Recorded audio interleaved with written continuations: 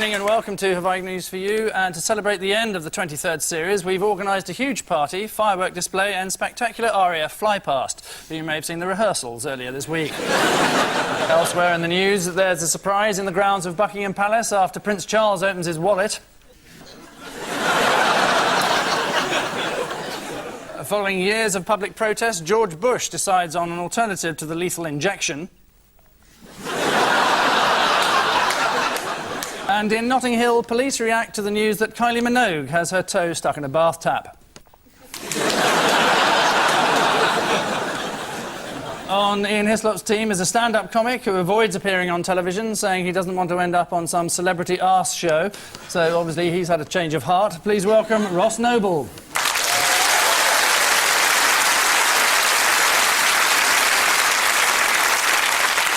And with Paul Merton tonight, a newsreader who began her career as a reporter on Barry Norman's film 98, although she doesn't specify when, Katie Derham. Our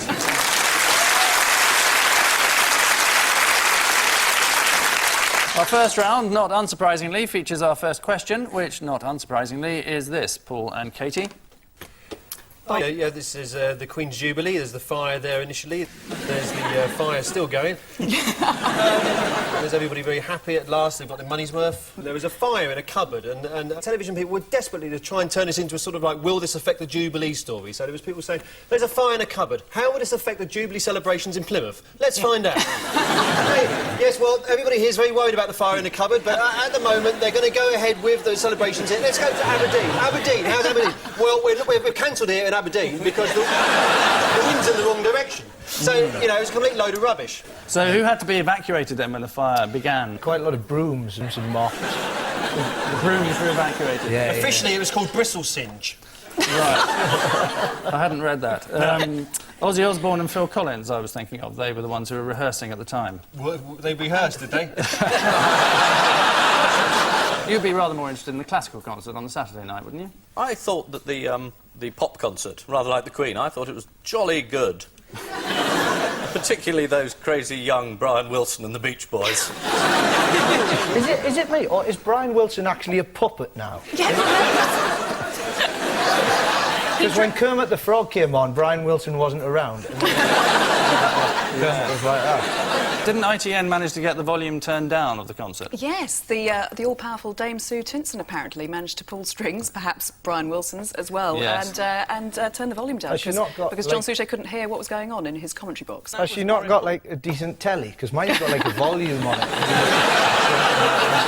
It just goes down, you know? Yes. So who made their feelings clear about Prince William as they bounded on stage? Will Young. Yes. You're being frighteningly contemporary here. You'll get a nosebleed. And who described the Queen this week as a nondescript 76-year-old little housewife? It wasn't me. It was a German newspaper. Yes, Der Spiegel. They're always getting into trouble. Well, they don't like us, do they? Not really. Whereas we love them. Anyway, you can be rude about your own relatives, can't you? The thing about that whole celebration is everyone's going, oh, everyone loves the monarchy now, they love the monarchy, you know, oh, it's fantastic, look at them all turn up. I think they just love fireworks, personally. They could have just had a massive pile of burning tyres and more people would have turned up. No, you know? Especially if they'd put S Club 7 on the top of it. So how would that look on the stamps? A pile of burning tyres, you That'd see? be brilliant. All right, let's do it. Yeah. And you actually get the taste of the burning rubber as you lick the back. That's all right. Yeah. You know. It could become... Some people could get addicted to that, couldn't they, Angus? Yes, they could. Lest we forget. This is the Golden Jubilee celebrations, which were briefly threatened by a fire at Buckingham Palace. According to a palace spokesman, the damage was limited to a couple of paintings, although according to the insurance claim, it was 12 paintings, DVD player and a brand new camcorder. Up and down the Mall, it was estimated there were 1 million happy, smiling faces. Still, there was always the concert to look forward to. Ian and Ross, your chance for 2 points. Football. Well spotted. Yeah. I'm not a big sports fan. More football there. Football. That's football. That's golf, is it? That's international phone lifting. And that's a bloke standing in front of a sign It's in Argentina. I do occasionally get I'm the feeling guessing. I've given the question to the wrong team. That was Ronaldo, and it hit his hip, and then it affected his face. It hit him with such force that it actually impacted, and his eye came out. Like that. Apparently, if you push his eye, his arse comes out. Yes, we can see Rivaldo's. Rivaldo, I do yes, apologise, so I feel a close, fool. Look at him go, that's fantastic, isn't it? Top of the thigh and Yeah. ow, my nose. And he admitted later he was cheating. I did read that. Did you hear his apology? No, I missed it. He said, I don't regret anything. In soccer, you have to be sly, but that's how you win World Cups. The noble game, eh? Yeah. So how have the English players responded to this gamesmanship debate? They're actually going to be so sly, they're going to come on the pitch dressed as foxes.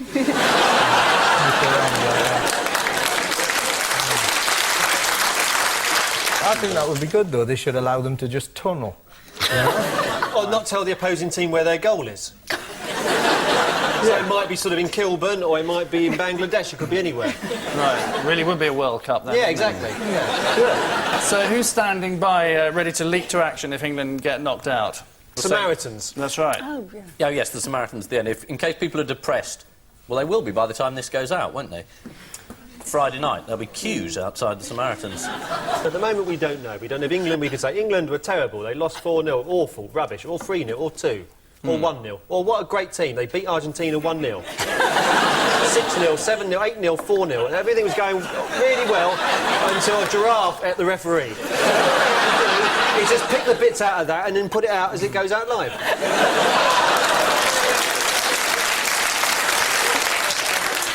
Yes, this is week 1 of the World Cup and all it contained. The Star this week reported large numbers of men are expected to call in sick when England play Nigeria.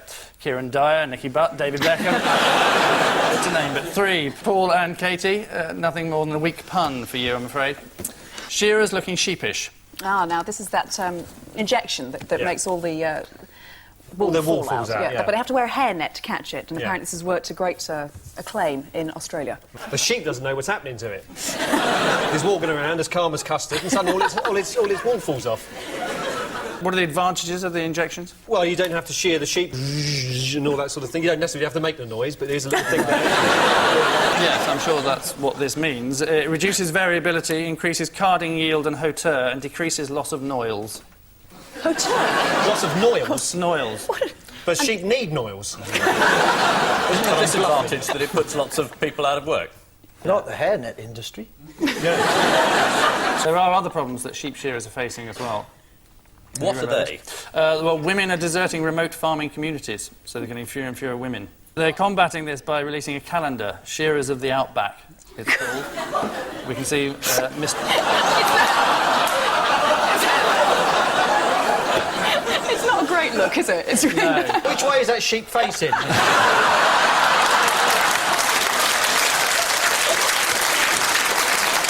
And there are other injections further still that Australian sheep can look forward to. It's an injection that turns them into geese. No, bacteria from kangaroo stomachs is being injected into sheep to make them break wind less often. Why? Because 14% of all gas emissions in Australia is caused by sheep and cattle.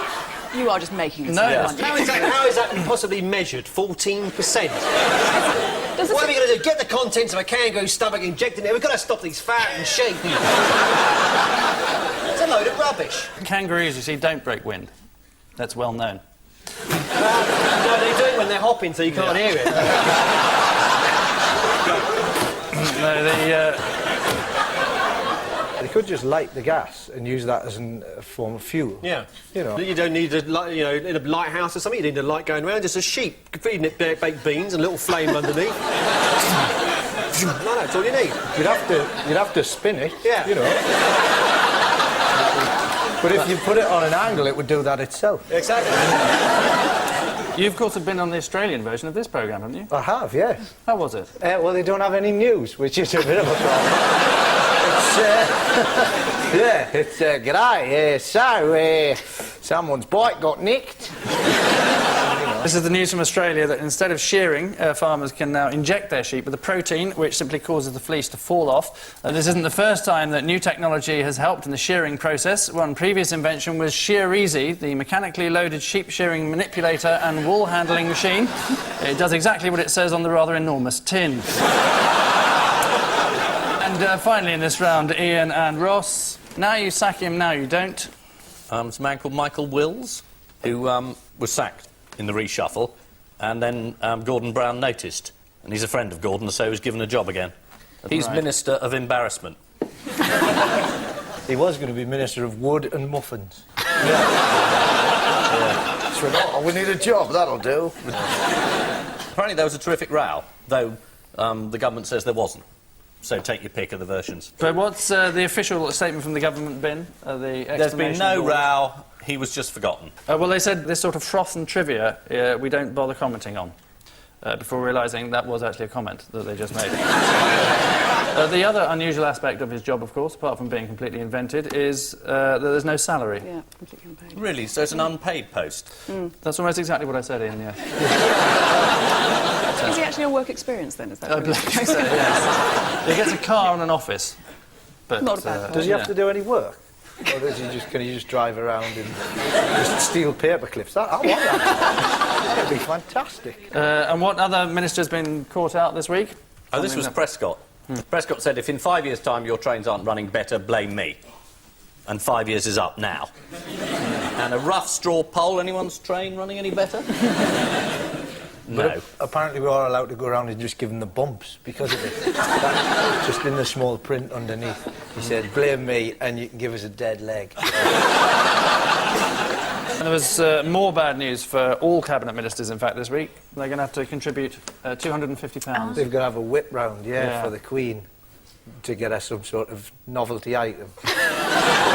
It is Michael Wills, who appeared to have been sacked in last week's cabinet reshuffle, only to be given another job 48 hours later. When Mr Wills arrived at his new job at the Home Office, David Blunkett apparently told him, "I'm very pleased to have you in my team," adding 2 sugars, please.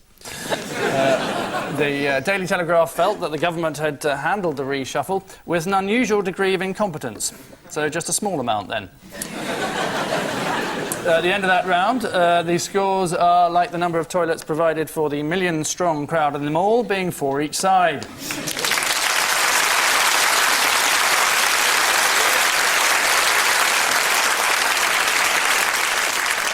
Only Callus Killjoy can fail to have been moved by the Jubilee celebrations last weekend. So, for Callus Killjoys everywhere, here's our tribute to those 50 glorious years as we present our royal test of regal trivia, majestically entitled, Would You Believe It?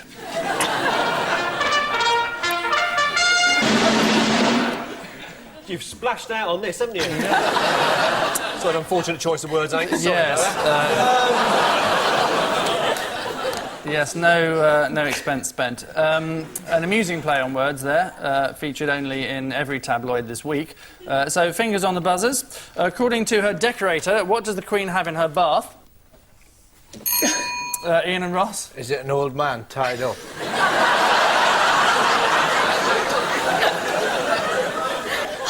No. Hot water. Very good, but something more than hot water we're looking for. A miniature crown is the right answer, and also a plastic duck. Yeah. That's until Prince Philip spotted it and blasted it out of the water. Next, renting what cost the Queen an estimated £30 a year? Ross and Ian? Videos?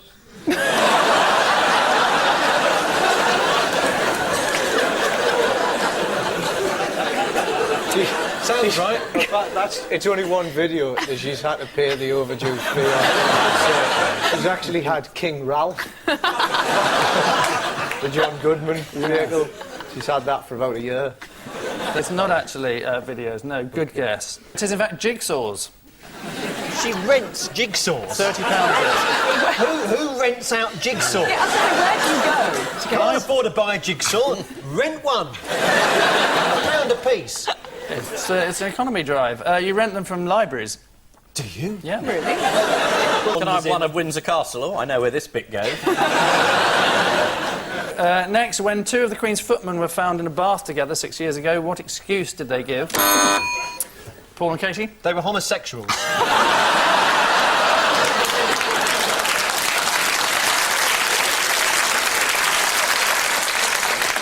No, they were implementing the Queen's economy drive, is the answer. In fact, they were actually helping the royal finances as Edward was filming them at the time. Next, what's Prince Philip's nickname for Her Majesty? Paul and Katie? The money.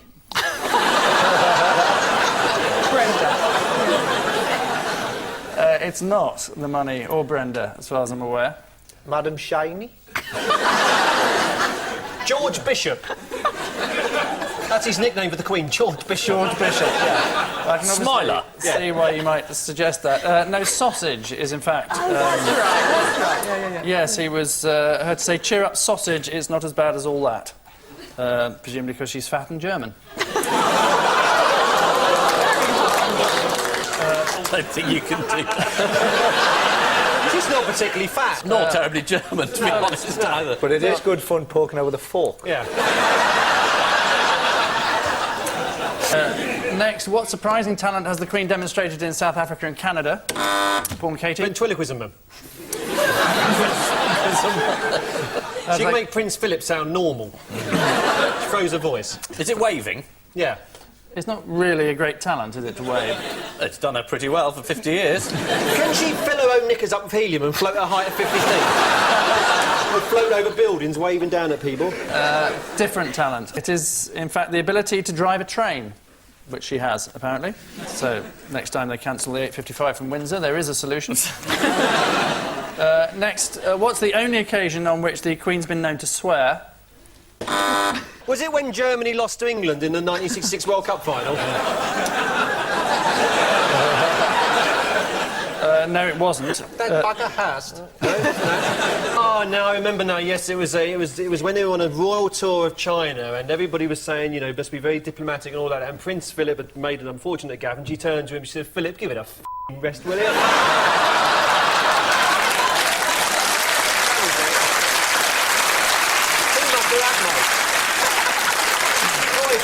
Too much of that. Zip it.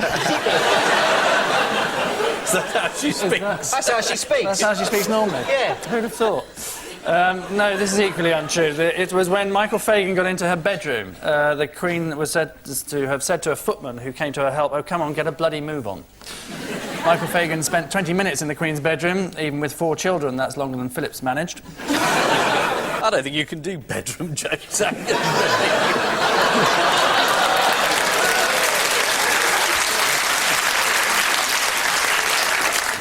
And finally, what is the only practical joke known to have been played on Her Majesty? Paul and Katie? She's not really Queen. It's a joke that's been going on for 50 years. It was when a whoopee cushion was put on her chair by Ophir Fox, which coincidentally was also the noise it made. Which, inside misinformation, means at the end of this Trivial Pursuit, it's Paul and Katie who are on for a royal flush, ahead as they are 6-4. Magic.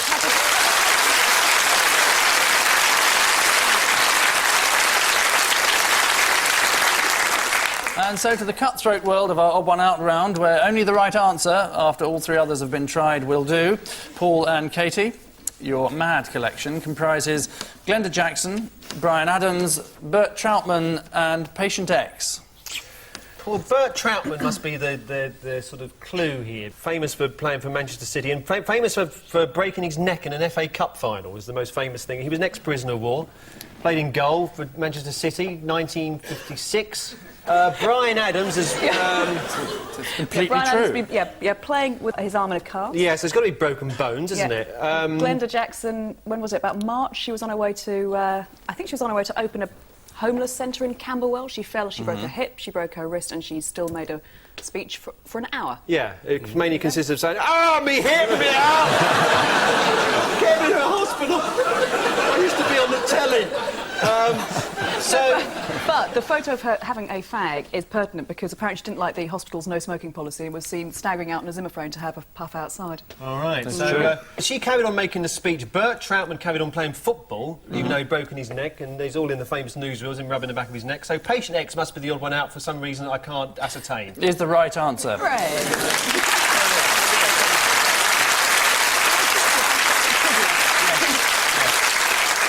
Is he the only one where, if you actually dig into his face, you find treasure?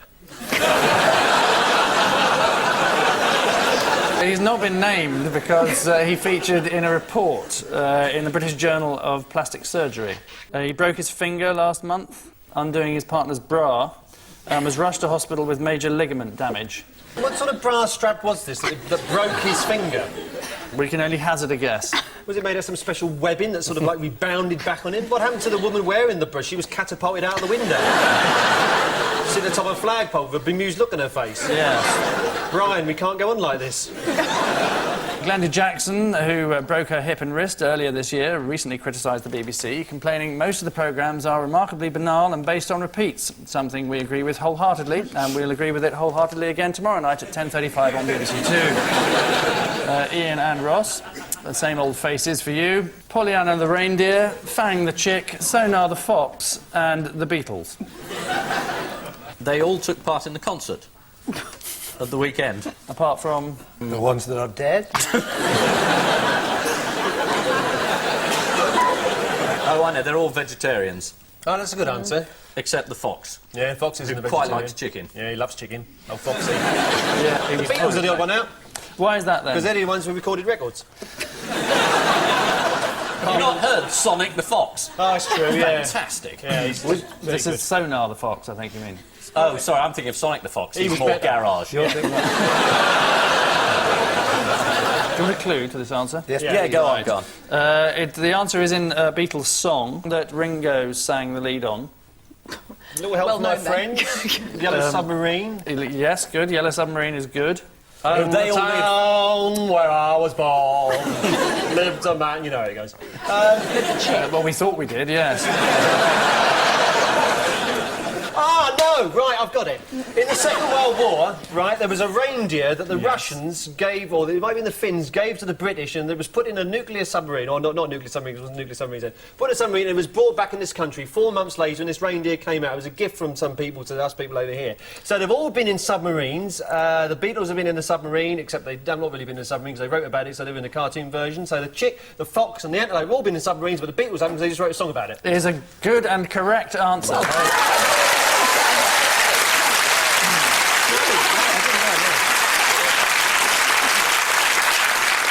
I remember it's one of the early days of the Second World War. A reindeer was on board a submarine for about 4 months. Yeah, Can you imagine? HMS Trident. Was it? Yes. There we are. That's Pollyanna there. And Fang the chick lived on board HMS Repulse in the 70s, and he eventually retired. With a full pension? I believe so, yes. And Sonar the Fox lives on HMS Ocelot in Chatham at the moment. Does it actually live in there? I've been round HMS Ocelot in Chatham. Yeah, did you see a fox? No. No. There was no fox in there. No. That's because he was round the back in the bin. Being cunning. A naval spokesman said he's become a bit of a local celebrity. And if you've ever been to Chatham, you know how easy that is.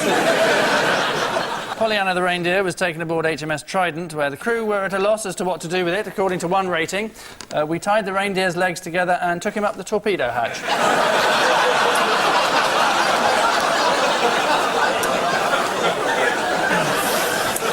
Well, they have been at sea a long time. All of which animated conversation means at the end of this feature, it's Ian and Ross who are drawing a blank, trailing as they do 10-4.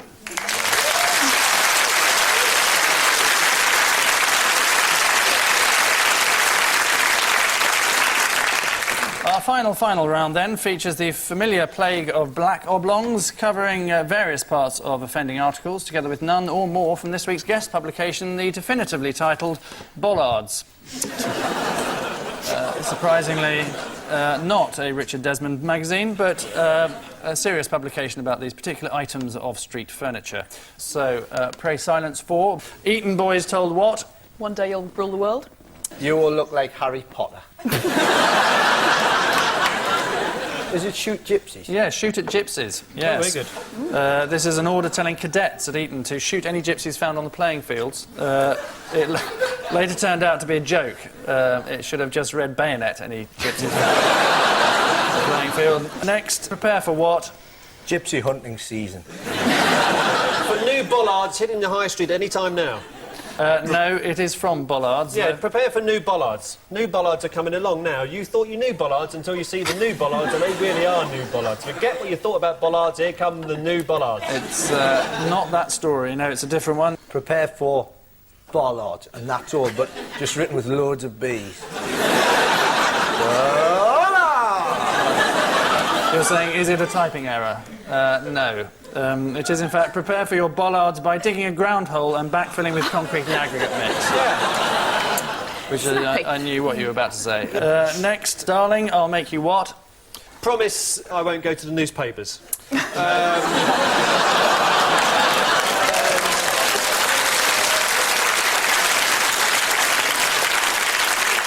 I'll make you a big wicker monkey. I'll make you pay on motorways. And finally, women are better at what?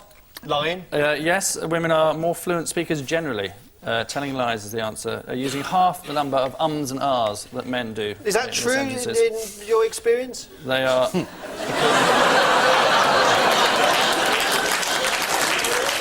All of which verbal fireworks mean at the end of tonight's display, this week's damp squibs are Ian and Ross with 6, while this week's bright sparks are Paul and Katie with 13.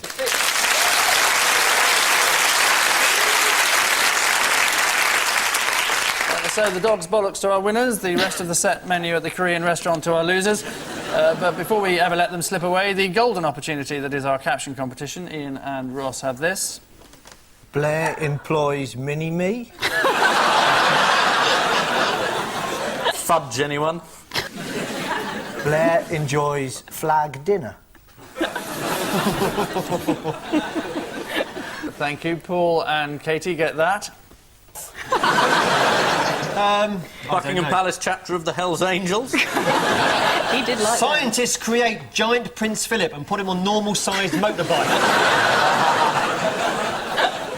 On which ultimate note, we say thank you to our panellists, Ian Hislop and Ross Noble, Paul Merton and Katie Derham. And I leave you with news of a bawdy atmosphere at the Queen's Jubilee concert as Atomic Kitten take to the stage. At the Sir Walter Raleigh Appreciation Society, there's a light-hearted moment before the Queen disappears down a manhole.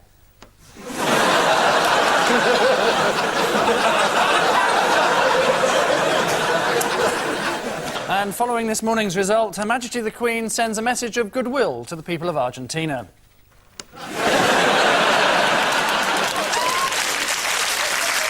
Good night.